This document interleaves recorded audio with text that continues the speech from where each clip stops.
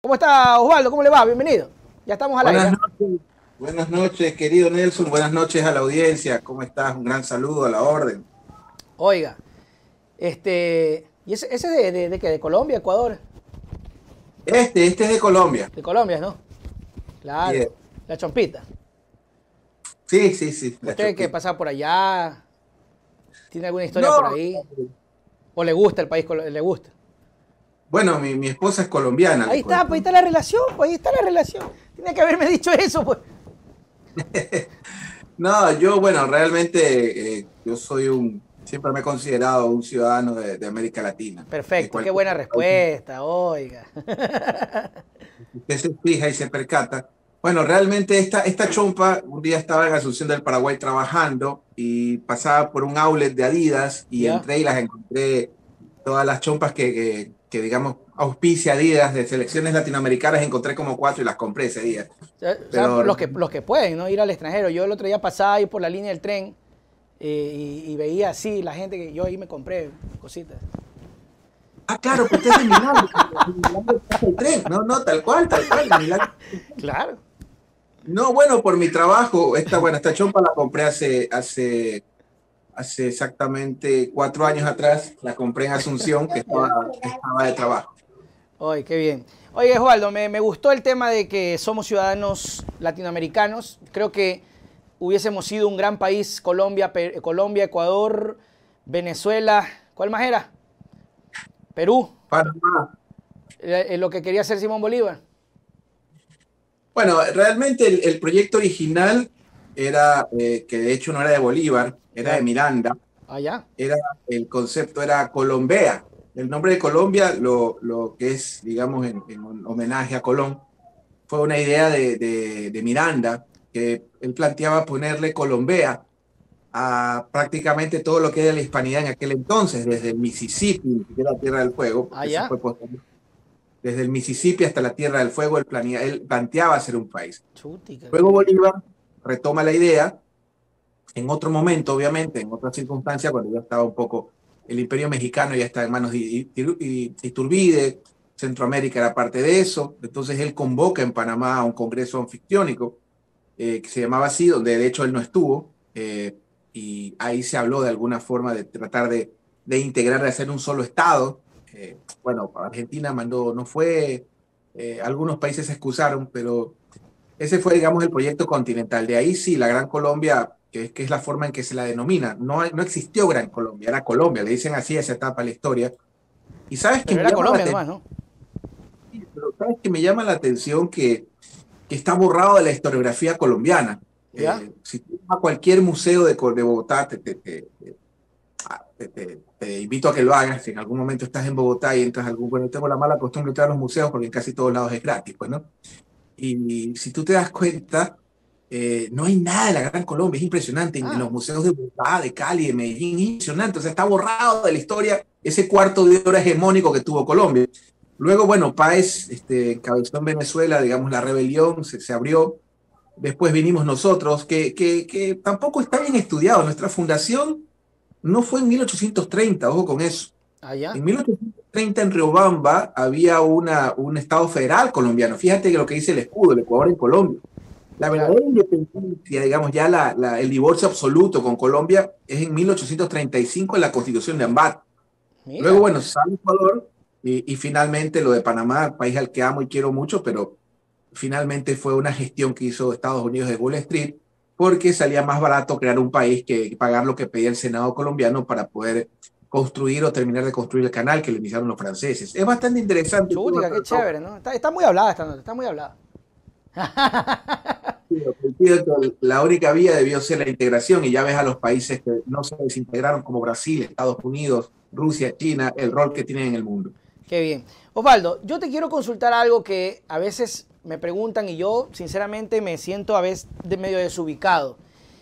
Te lo quiero preguntar a ti para que nos expliques y nos digas tu visión, tu postura, tu creencia, lo que sientas. ¿Qué pasa en Cuba? A ver, bueno, ahora sí ya te cuento que hoy día fue el cumpleaños de mi hijo y me acabo de desocupar hace 5 minutos, de las Chu, 7 de la mañana. Eh, chúsica.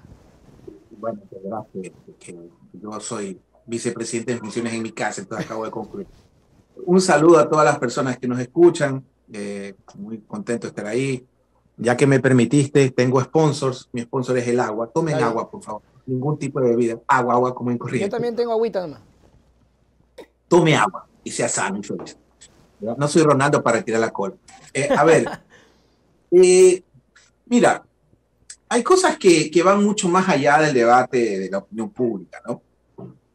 Indistintamente del debate ideológico que tengan los actores, la misma academia. Pero el tema de Cuba tiene dos matices que van más allá de la coyuntura. Número uno, el histórico. Y el más importante, creo yo, que es el que menos se habla, el de las relaciones internacionales. Yeah. Ojo con este detalle. Y cuando hablamos de relaciones internacionales, entramos en el juego geopolítico. Cuando hablamos de Cuba, no estamos hablando de la Comunidad Andina, del Mercosur, qué sé yo. Estamos hablando de otros grandes jugadores. Y estos dos grandes jugadores son China y Rusia, ¿no? Yeah. En el contexto de que algo así, yo incluso estaba planteando hacer una analogía, te comento así. Yeah. Yo estoy haciendo ahora aproveché la pandemia para, ya te contaré en otro momento, para hacer una maestría en relaciones internacionales en una universidad en Buenos Aires. Yo me ponía a pensar hace 20 años, hice ese chiste y me tocó irme del país, vender hasta el perro, el carro, endeudarme, ahora lo estoy haciendo en el celular, aprovechando obviamente la situación, ¿no? Si mañana levantan la restricción, me tengo que ir 3 meses a Buenos Aires el último trimestre. Entonces, en esa maestría yo conversaba con mis compañeros, he vuelto a ser estudiante después de muchos años. Cuba es algo así como para Estados Unidos lo que es Ucrania para Rusia. ¿Ya? Ucrania es la puerta de entrada para la OTAN, digamos que es un dolor de cabeza para los rusos, y Cuba es el dolor de cabeza, digamos, es la entrada, la puerta de entrada, lo que no es Occidente, digamos, para los norteamericanos. Entonces va mucho más la discusión de que si es dictadura, izquierda, derecha. O sea, si tú me vas a preguntar lo que preguntan todos, el 99% de tus colegas, y no lo has hecho porque obviamente creo que por eso estoy en este espacio y te lo agradezco y sé y luego con modestia, el contenido que me parece que el formato que tenemos, y me voy a incluir, y el público que tenemos, es un público que nosotros no vamos más allá de la coyuntura. O sea, tú no estás haciendo, ni tú ni yo estamos haciendo méritos para que nos contrate un canal del establishment, ¿no? Creo que de ninguna manera. ¿No? De hecho, creo que con todo lo que a veces uno comenta es bien complicado. Entonces, a este sí le puedo hacer publicidad, ¿no? Claro. Chica, ¿no?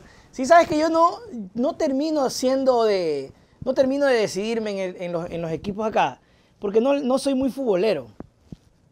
Ya me ibas a decir que me gustan los de Europa y sí, hasta ahí llegamos. No. A ver, pero sigamos. Bueno, yo deliro por la selección. Bueno, entonces, reducirlo, a ver, tú estás en Milagro, no en Miami. ¿Sí?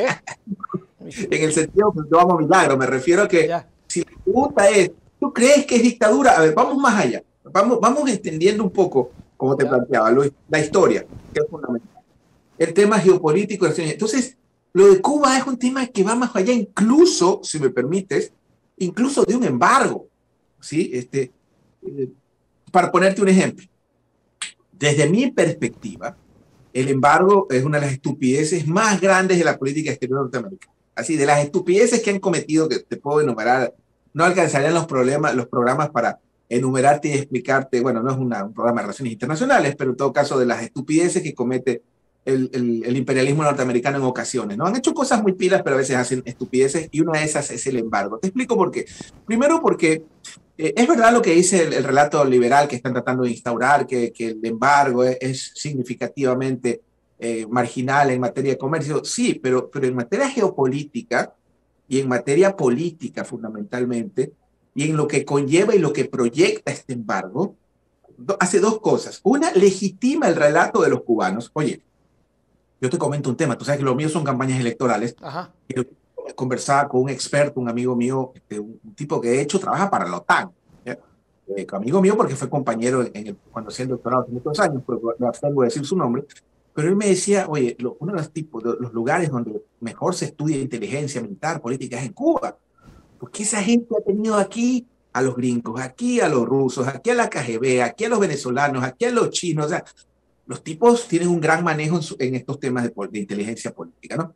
Entonces, por ponerte un ejemplo, el embargo no solo es un tema comercial. No sé si tú sabías, le cuento a nuestros Uber escuchas, serían nuestros Sí, Ubernautas. yuvidentes, youtubidentes. Entonces, por ejemplo, de acuerdo al embargo, hubo una ley que se llama la Helms-Burton, que fue mucho más restrictiva. De acuerdo al embargo, si un barco, cualquiera, de cualquier nacionalidad, llega a estar en muelles cubanos, ya no puede pisar muelles norteamericanos durante 5 años. Ojo con eso. No, ¿en serio?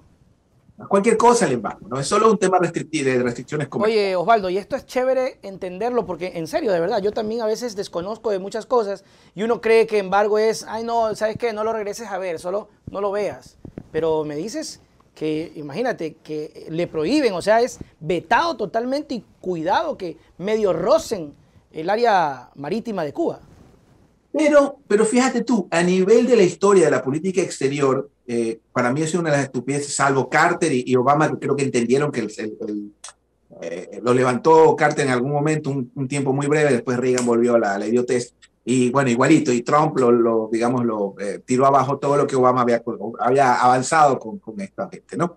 Entonces, este embargo, en este caso el embargo con Cuba, es un embargo que tiene una connotación sobre todo geopolítica en materia que te hablo. Por ejemplo, uno de los actos en los cuales siempre Latinoamérica ha cerrado filas en favor, digamos, en contra de esta medida ha sido Latinoamérica. O sea, siempre los Estados Unidos, salvo que países o gobiernos totalmente entregados, como el de Uribe, por ejemplo, o el de Duque, o circunstancias X, porque tienen algún cipayo de turno en un país, que siempre los tienen, si tú te pones a pensar o analizar, siempre el tema de Cuba, México, por ponerte un ejemplo, durante las administraciones del PRI siempre fue su política exterior siempre fue favorable, digamos, o a favor de este tema. Tipo, es más, mira, cosas que no se comentan en la opinión pública tampoco porque están más preocupadas del camarógrafo, el TikTok. Terrible. Un reportaje Ya, inmenso con el camarógrafo del presidente.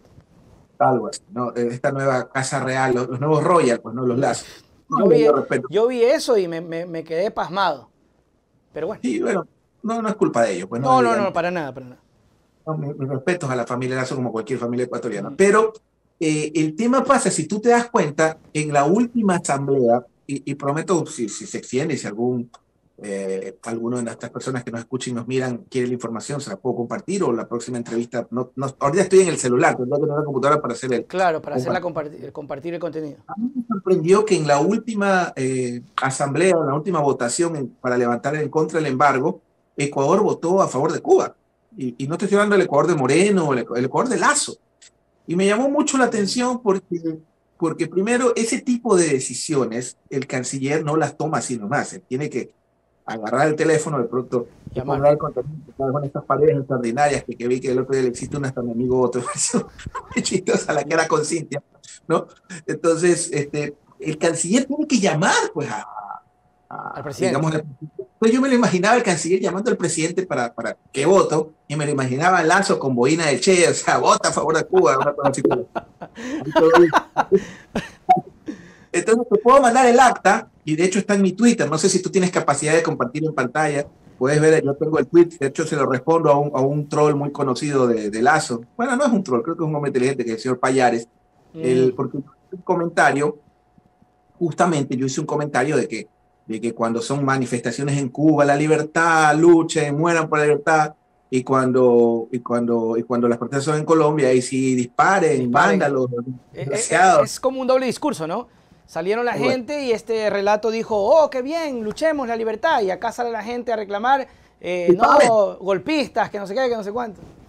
Bueno, ya van 90 desaparecidos en Colombia, ¿ah? Y de hecho, Colombia se acaba de negar a las recomendaciones que hizo la CIDH. Es terrible, y al menos en mi caso los derechos humanos son iguales en Cuba, en Venezuela, en Así Chile, en es. Colombia. Así uno no caiga sin pánico, ¿no? Pero bueno, el tema de Cuba entonces va mucho más allá de si es o no una dictadura, ¿no? Porque tiene un matiz geopolítico donde juegan las grandes potencias y donde creo que es una de las más grandes tonterías que ha cometido la política exterior norteamericana, sin duda un sistema ya sin duda desgastado, porque cualquier tipo de sistema, hasta la democracia cansa en ese sentido, y en una situación en la cual la globalización de alguna forma hace que estemos más comunicados. Te pongo un ejemplo. a mí me llamó mucho la atención de las protestas en Cuba que todos los cubanos estaban con su celular. No sé si te fijaste. Y había una Ya. toma donde habían volcado como 2 vehículos y eran carros del año. Pues yo tenía entendido que solo rodaban nada, que rodaban el Ford. Supuestamente eso es lo que uno tiene en la idea, ¿no? La verdad me llamó la atención. Entonces, el tema de Cuba va mucho más allá y sobre todo por la impronta histórica y la influencia y el cómo marcó tantas generaciones este hecho innegable en la historia de la humanidad, que fue la Revolución Cubana, que marcó, no sé si a nuestras generaciones, pues digamos, me voy a poner casi a tu edad, yo tengo 46, pero tú tienes 36, si no me equivoco, 36. 26 años, pero por lo menos la generación de nuestros padres, y Claro, no la generación solo de nuestros padres, todos los gobernantes, la Revolución Cubana tuvo una influencia brutal hasta el día de hoy, claro. ¿no? Y mira que incluso sobrevivió la caída del muro de Berlín. Entonces el tema de Cuba yo creo que va más allá de que si es una dictadura o no es una dictadura, es un tema, como te digo, que juegan muchos actores y que hacía la analogía de que es algo así como la Ucrania, de lo que es la Ucrania para Putin, que es la puerta de entrada para la OTAN, viene a ser Cuba para los gringos porque es la puerta de entrada, ni siquiera Venezuela. Claro, Porque es la... y tal vez, bueno, tú conoces más de esto y de historia. ¿Podría ser que fue la revolución que tumbó al imperio en esa época en Cuba, que estaba apoderándose de Cuba, que era su cuarto de juegos de Estados Unidos, ¿verdad? Y que vino este señor y que entró y lo sacó, y cuando entró obviamente Fidel en ese momento entró como héroe nacional de su país. ¿Crees tú que ese resentimiento, esa cosita continúa en el chip de allá? Lo que pasa es que digamos, a ver, estamos hablando de acontecimientos de otro siglo, Así es, ¿sí? muchos años Hace atrás. por lo menos 2 o 3 generaciones atrás, y en circunstancias en que el mundo tenía otra lógica, ¿sí? Y en el que, a diferencia, mira, cuando esto sucedió, me acuerdo lo que tuve plantea, sale Batista, Uh -huh. había este relato de que Cuba era el cabaret de los Estados Unidos, bla, bla, bla. Eh, pero cuando sucede esto, había un mundo, digamos, bipolar, donde tenías a la Unión Soviética en todo su apogeo. En ese momento los soviéticos habían enviado el primer satélite al espacio, ¿no? Después enviaron al primer hombre y después a la primera mujer al espacio, algo que los gringos no habían ni soñado, porque estaban más preocupados en hacer bombas atómicas. Claro. Luego, bueno, vino la famosa carrera espacial y en ese momento Yuri Gagarin, que fue el primer hombre digamos, que orbitó la Tierra, era algo así como un personaje, pero era algo así como un personaje de talla mundial, ¿no es cierto? Era un héroe universal, era una forma de globalización y es como más o menos como que eres socialista pero usas iPhone, bueno, pues eres Ya. capitalista, usas internet y el satélite lo inventaron los soviéticos, entonces todas esas estupideces reduccionistas. Sí, eso es medio. Todavía hay gente que piensa así, ¿no? Entonces, sí, sí, pero bueno, más pasan en Twitter, ¿no? Ya paso menos en Twitter. Prefiero ahora YouTube. Gracias a ti ya le estoy cogiendo más gusto. De hecho, YouTube creo que es una biblioteca maravillosa. Creo que es el Netflix del pueblo. Sí, Entonces, definitivamente sí, eso me dijeron, eso me dijeron. Es el Netflix del pueblo. entonces te comentaba el tema que en los 60 eh, Cuba tuvo una relación más estrecha con la Unión Soviética y ahí hubo lo que se llamó la famosa crisis de los misiles en los años 60, donde los norteamericanos se quejaban de que los rusos, bueno, los soviéticos, digamos, que era una confederación de naciones de orden comunista, ellos habían instalado plataformas misilísticas a 60 millas, digamos, desde la Florida. Claro, los rusos argumentaban, ustedes también tienen plataformas misilísticas en Alemania Occidental, Uh -huh. y entonces estaban prácticamente en una distancia similar de la frontera rusa. Entonces, Cuba generó este tipo de movimientos, y al menos entre las potencias, estuvimos al borde de una guerra Nuclear. justamente en esa crisis de los misiles. Finalmente hubo una negociación tanto entre, creo que los gringos aceptaron retirar unas bases de misiles de Turquía, y los cubanos, los rusos terminaron aceptando. Khrushchev recetó aceptándole a Kennedy retirar, digamos, las plataformas misilísticas, algo que nos tuvo al borde de la guerra. Y posterior a eso, a los hechos geopolíticos, hubo mucha influencia, sobre todo en Latinoamérica, en los partidos comunistas que estaban totalmente en su apogeo en ese tiempo. Y de hecho, solo para la anécdota, acaban de elegir una alcaldesa en Santiago de Chile del Partido Comunista, no te hablo de una alianza, una coalición, digamos, de un partido socialista moderado. No, el Partido Comunista Chileno acaba de ganar la alcaldía de Santiago y su candidato a presidente está primero en todas las encuestas, No, ¿en probablemente gane. serio? Y no es cualquier candidato. Mira la geopolítica, ¿no? Y estas cosas interesantes. El candidato que te puede, no tengo mi computadora, hermano. Yo recién, por ejemplo, me sé tu nombre. Antes yo con suerte me sé el mío y el de mi mujer. Así que es medio complicado que me acuerde nombres del candidato, pero investiguen al candidato del Partido Comunista, que te lo podría decir en un momento, y las próximas entrevistas las daré con la computadora para poder Claro. ver la foto. Pero te comentaba que ese candidato comunista es descendiente de palestinos y es activista de la causa palestina, es totalmente antisionista. Entonces son cosas interesantes que no están tan desfasadas. No te voy a entrar en el juicio de valor si está bien, si está mal, pero todavía están en vigencia en América Latina y yo creo que el tema cubano tiene todavía vigencia. Ahora, que requiere cambios en la isla, por supuesto que sí. Claro. Que es un sistema de partido único, etcétera, etcétera. Sí, probablemente sí, es cierto. Hay muchas cosas que en Cuba hay que cambiar, pero hay muchas cosas creo que también que hay que aprender. Entonces, negar los legados de cualquier sistema político, incluso del capitalismo, del neoliberalismo, del socialismo, del comunismo, etcétera, siempre hay cosas que en nombre de la civilización creo que hay que aprender, si no de lo contrario está siendo un mero militante ideológico. ¿Y qué podemos aprender nosotros de esa realidad, de lo que pasa con nuestros hermanos cubanos? ¿Qué podemos sacar? ¿Y qué tan cierto es el tema de que podría o existiría la intención de Estados Unidos, aprovechando de estas manifestaciones, de desequilibrar un poco la cosa por allá? ¿Y qué obtendrían? O sea, tú desde el punto de vista del análisis, ok, Estados Unidos de pronto está diciendo, ay, se levantó la gente, vamos a aprovechar esto para ver si removemos y que se vuelva, y que se cambie el tema y metemos candidatos y vamos a las elecciones. ¿Tú crees que pasa eso? Mira, yo creo que si los norteamericanos no lo han hecho los últimos 60 años, ganas han tenido.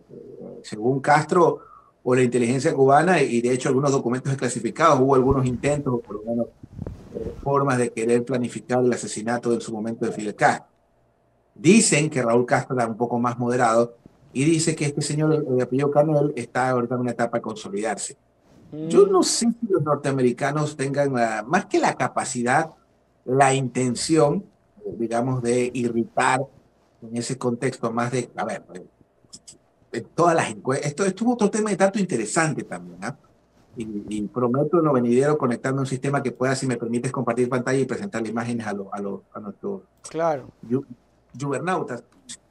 ¿Tú sabías que el tema de Cuba no es de gran trascendencia, salvo en la Florida, por ahí, en otro estado más?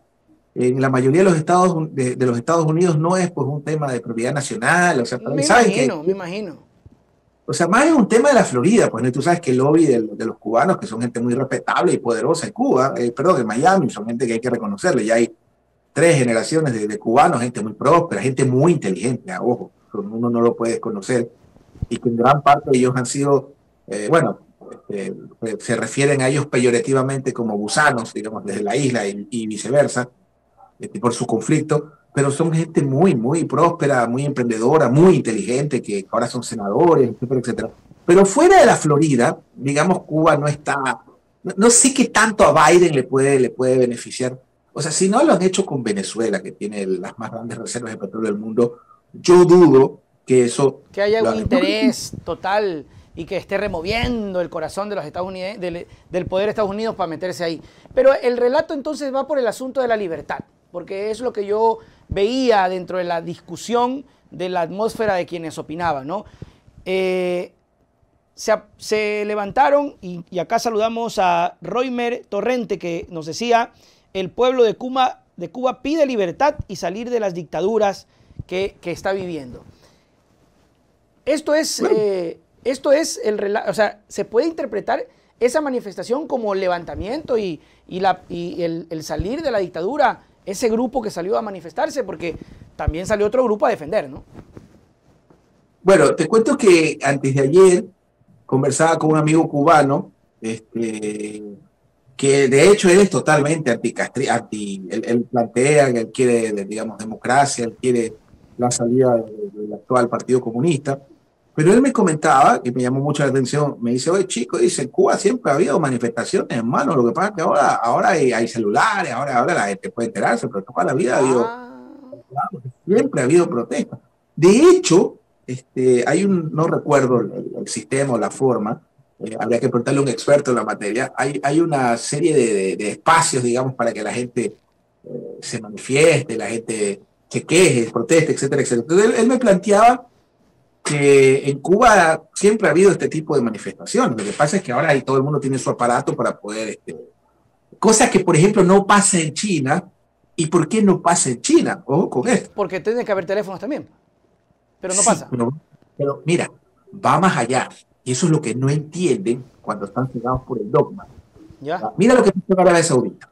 Cuando hubo la famosa primavera árabe, los reyes, la monarquía, Gil, digamos, de ese rato vio lo que le pasaba a Gaddafi, vio lo que inmediatamente empezaron a emitir créditos, bonos, o sea, abrieron la llave, digamos, a la población. En ese instante, la gente que no tenía vivienda les pagaron sus hipotecas, los chicos que querían estudiar les pagaron becas en todo el mundo. O sea, cosas, por ejemplo, ese tipo de lo que se llama concesiones, ¿no?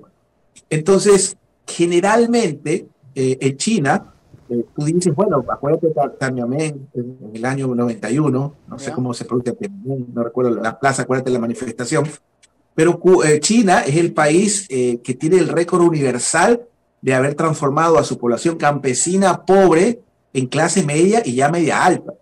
O sea, la humanidad tiene un gran problema. Y Cuando China China cumple socialista, comunista. comunista, Entonces, ni siquiera socialista. cuando China cumpla su objetivo de ya salir totalmente de la pobreza, cuando las nuevas generaciones de chinos que ya no pueden tener un solo hijo, ahora pueden ya otra concesión, ahora pueden tener más hijos las parejas chinas. Si todos los chinos se ponen de acuerdo y tienen un hijo más, déjame decirte que todas las vacas del planeta no van a alcanzar. Dios. No, es serio que te digo. Entonces, ahí viene un tema que va más allá del comunismo o del capitalismo. El caso de Chile. ¿Por qué pasa lo que pasa en Chile? Básicamente porque el sistema de pensiones, Dios nos libre que nos instauren de ese sistema delincuencial. Y te lo digo con hechos, no te lo digo por temas ideológicos, dogmas.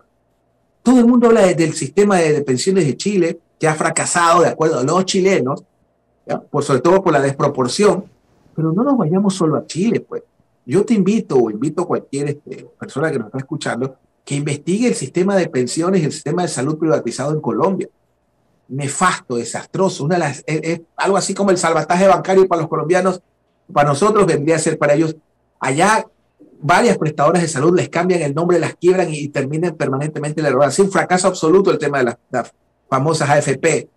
Entonces, en ese contexto, son los ciudadanos los que cuando se sienten satisfechos terminan tolerando ciertas cosas. China es un país que está reduciendo a ritmo agigantado la pobreza y probablemente desaparezca totalmente. Y no estamos hablando de Portugal, de Malasia, de Ecuador. Estamos hablando de un país que tiene casi el 25% de la población del mundo. Entonces Osvaldo, podríamos decir o percibir que el tema de las manifestaciones últimas, primero, que se hicieron virales por imágenes captadas de la misma ciudadanía. Y segundo, que es una manifestación como cualquier otra manifestación que ha pasado en Latinoamérica, que no necesariamente está enraizada en el tema de sáquenos de esta dictadura porque nos estamos muriendo. Hay de todo, es innegable. También hay del otro lado, ¿no? Por supuesto que sí, hay de todo, pero vamos, o sea, yo veo muy difícil que el Partido Comunista Cubano salga del poder de una forma como estamos habituados en el resto de países de América Latina. O sea, como en octubre, bueno, finalmente no sucedió lo que tenía que suceder en teoría, o lo que intentaba hacer, pero yo veo muy difícil que en Cuba por lo menos, ahora, lo que sí creo que va a suceder o tiene que haber son reformas. Y en ese sentido, Cuba puede ser la puerta de entrada, digamos, a prolongar ese modelo chino que de alguna forma, al menos en lo económico, es exitoso. Y un país como China donde absolutamente toda la banca es estatal.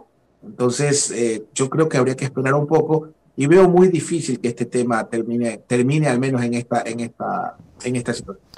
Para cerrar el tema que es bastante pasional por el asunto de no, Cuba es dictadura, no, Cuba es esto. Para cerrarlo, lo que se mostró, Osvaldo, fue simplemente lo superficial. Es decir, la discusión se quedó es que están peleando por la libertad porque son dictaduras. Perdónenme, pero aquí han habido manifestaciones y somos democracia. Y en Colombia está muriendo la gente y son democracia. Entonces, la discusión se centra mucho en lo superficial. Mira, yo te dije, yo desde México a la Argentina me considero un ciudadano más, pero Centroamérica. El caso de Honduras, de hecho, y ahí, no sé, te la voy a enseñar, yo creo que ahí está la bandera de Honduras, ¿sí la ves? Ahí Ya, está, sí, sí, ahí está. ahí está la bandera de Honduras. Justo estuve, ahí está Panamá, ahí están los países en los que trabajo, pues no, pero en todo caso, eh, en Honduras, un país al que amo mucho, la tierra de Morazán, que era algo así como el Bolívar centroamericano, tú tienes indicadores espantosos. En algún momento fue el país más violento del planeta, y no te hablo un momento hace 20, 30, aquí cito reciencito, para que tengas una idea, aquí estamos hasta el cuello y tenemos un promedio de 10 muertes violentas por cada 100.000 habitantes. Cuando cuando se fue Correa eran 5, las redujo, hay que reconocerle eso a creo que fue Serrano, el ministro de Gobierno. La política de Serrano fue bastante... Al menos eso dicen los indicadores. Sí, sí, sí. Ya los detalles, que sí, que era feo, que no era muy alto. Que era bravo, que no sé qué. Pero mano dura, brother, mano dura, y es lo que no se está sintiendo ahora, ¿no? ¿Qué dicen los indicadores? Nos dicen eso. Entonces, yo te hablo, por ejemplo, de Centroamérica, países libres, entre comillas, como Honduras, en el caso de El Salvador, que Bukele está haciendo lo que puede con lo que tiene, Guatemala, ni te cuento, México, que bueno, que ahora está López Obrador. Entonces, reducir esto a Venezuela y Cuba, cuando estás viendo los resultados en Bolivia, en Portugal, el mismo Uruguay porque eso es lo que veo prácticamente este presidente. Entonces, no hay cómo reducirlo. Lo mismo con los países, digamos, capitalistas, ¿no? Yo no puedo reducir el capitalismo en función de lo que sucede solo en El Salvador y Honduras, por poner un ejemplo, lo que sucedió en el mismo Ecuador, ¿no? Donde, bueno, la verdad estamos bastante retros últimamente, ¿no? Pero bueno, en todo caso, creo que el tema de Cuba es un tema que hay que discutir y es un tema que va mucho más allá de que sí es una altura donde juegan muchos actores de la geopolítica y jugadores de grandes ligas, China, Rusia, Estados Unidos, etc. Así es, creo que es importante al menos mencionar que no es simplemente de ponerse en una postura de no, dictadura, no, que no sé qué. Saludos a Rommel, dice, por primera vez Cuba en 62 años se levantó en voz de protesta contra el gobierno, pero Osvaldo nos contaba que no es la primera vez que Cuba se ha manifestado, sino que más bien nos hemos enterado ahora y fue una conmoción. Hablando un poco sobre lo que ocurre en el país, decía el señor que lo entrevistaba ayer, no, hoy día fue, perdón, ayer leía el reportaje de Tayano y mencionaba que la paralización de la agricultura, ellos creen que tiene matices socialistas y que... Sí, lo dijo Tayano, lo dijo Tayano. Tayano, que tiene matices socialistas, que no descartan de que el correísmo está detrás de las manifestaciones de los agrónomos, y remató diciendo que los agrónomos no necesitan ni al Partido Social Cristiano, ni al correísmo, ni a Pachacuti, que para eso los tienen a ellos.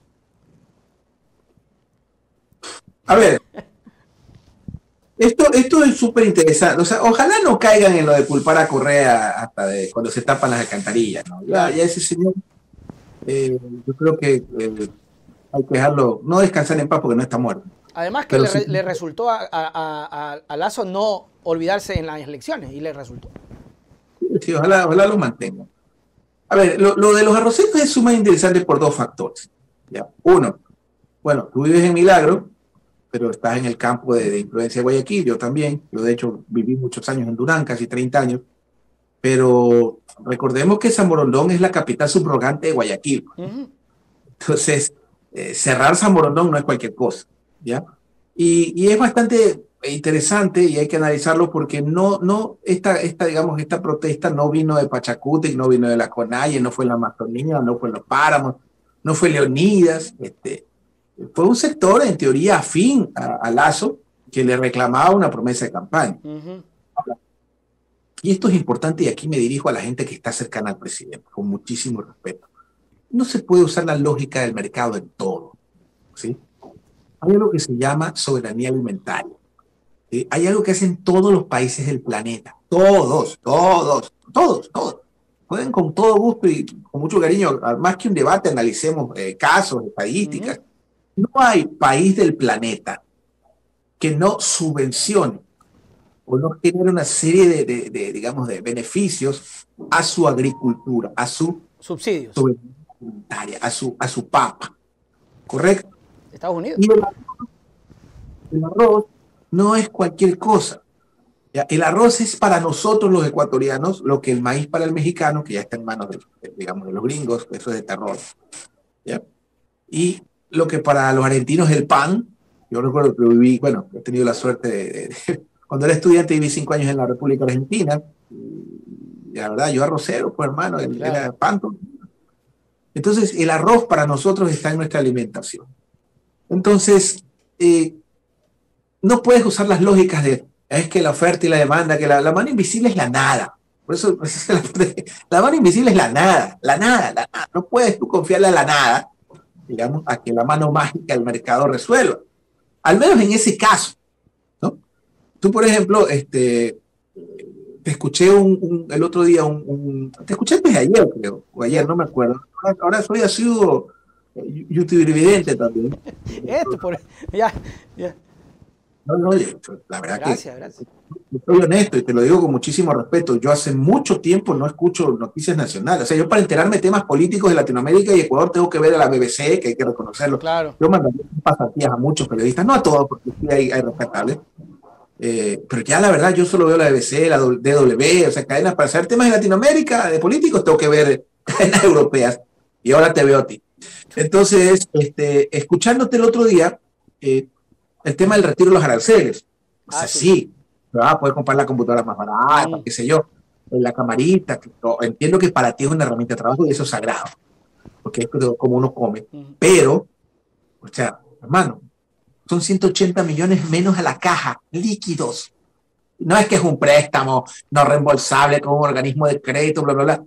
Son 180 millones de dólares líquidos, flat, chilín, a la caja fiscal. En un momento en que el Estado está en soletas, en un momento donde el decrecimiento, bueno, entiendo que este semestre ya está algo mejorando, ahora es menos 5, pero desde mi punto de vista creo que ese tema arancelario debió hacérselo escalonado. Esa es mi opinión. Entonces, en este momento hay ciertas cosas que no puedes usar esa lógica. Al menos en el tema del arroz, yo considero que el reclamo de los agricultores es justo, y de hecho, que el señor Tayano, qué pena, lo considero un hombre brillante, tiene 2 hijos igual brillantes, a los 2 el uno fue mi alumno, que fue son ministro. Funcionarios, creo, ¿no? El uno, es que los 2 se llaman Vicente, el uno fue ministro de Inclusión Social, el MIES, un alumno muy querido, que se llama Vicente también, fue mi alumno en la U hace muchos años, y el otro, Vicente, el mayor, fue mi compañero en la universidad. Digo chicos porque son jóvenes, muy inteligentes, gente que ha cogido como forma de vida el espacio, el ejercicio público, y me parece genial porque yo reivindico lo público. Y su padre fue mi profesor también, un tipo que me sorprende que él haga ese tipo de aseveración. Sin embargo, al final del camino el gobierno terminó aceptando el pedido. Entiendo que van a llegar a un acuerdo y a subvencionar como tiene que ser. Entonces, aparentemente, sí. Yo conversaba hoy día con Intriago y decía que parece ser que la voluntad política la tienen. Parece ser que en las mesas que están dialogando yo le preguntaba si es que van a aceptarle los 35 o están muñequeando, bajarle a 33, que 32. Intriago me dice, nones, en el arroz se van a mantener en lo que prometió Guillermo, que fue 35. Bueno, lo dijo. ¿Sí? Lo dijo. Sí. Lo dijo con un incluido, ya tú sabes que, o sea, lo dijo con su grito de batalla.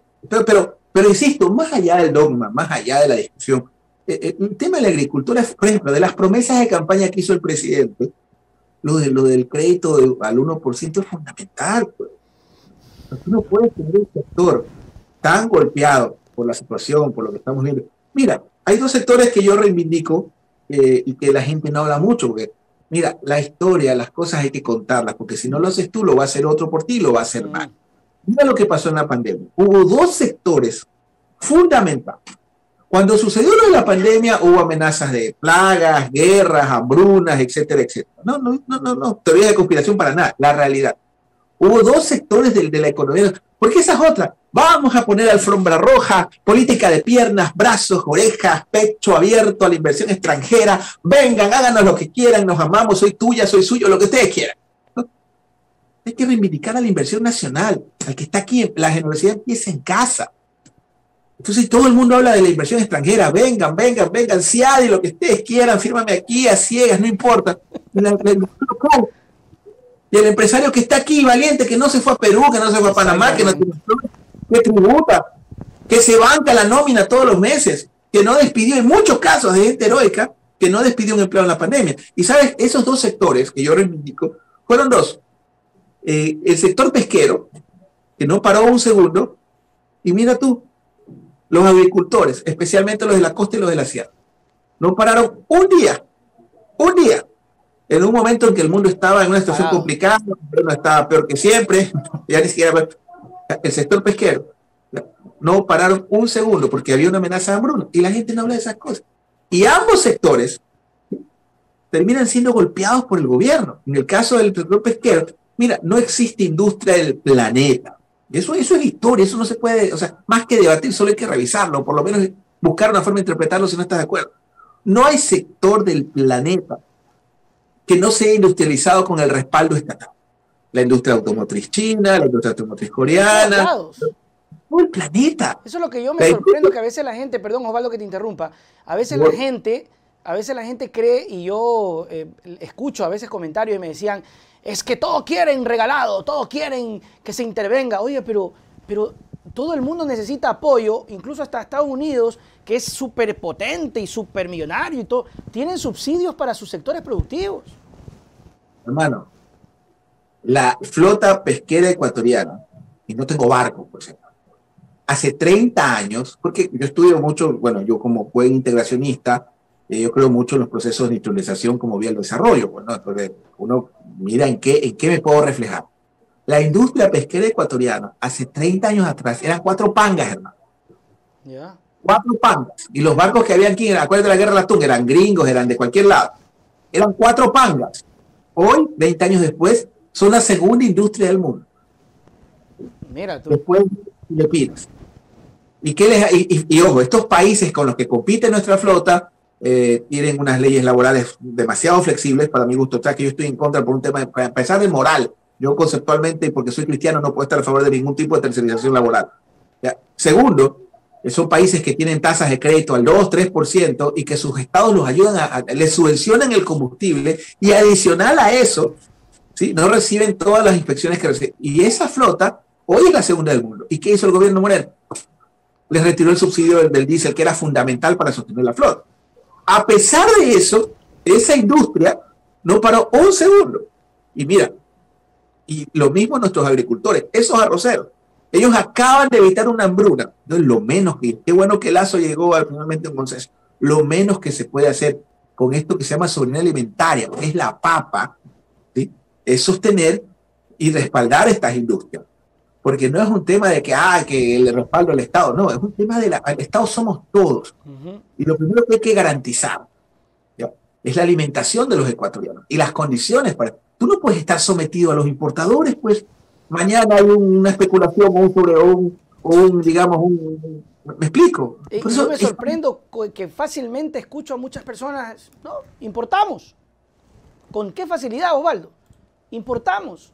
Me acuerdo en la manifestación de octubre, que se paró por el tema indígena, un economista muy reconocido en Guayaquil.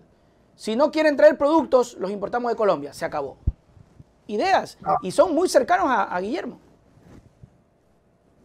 Mira, le sigo teniendo mucha fe, aunque parezca mentira, Lazo. Yo lleva 46 días. Por fin el programa de vacunación está ya alzando la cabeza. Sí, parece. Ya está bien. Mal la ciudadanía, ¿no? Que no está yendo y toda la cosa y que está esperando que le den cerveza para ir a vacunarse. Una Pfizer. Qué bueno. Ojalá el gobierno despegue. Ojalá entiendan la lógica pública. Pero en todo caso, te reitero, creo que hay que entender que por lo menos el tema alimentario no puede estar sujeto a la lógica de la demanda o a la lógica del mercado, ¿no?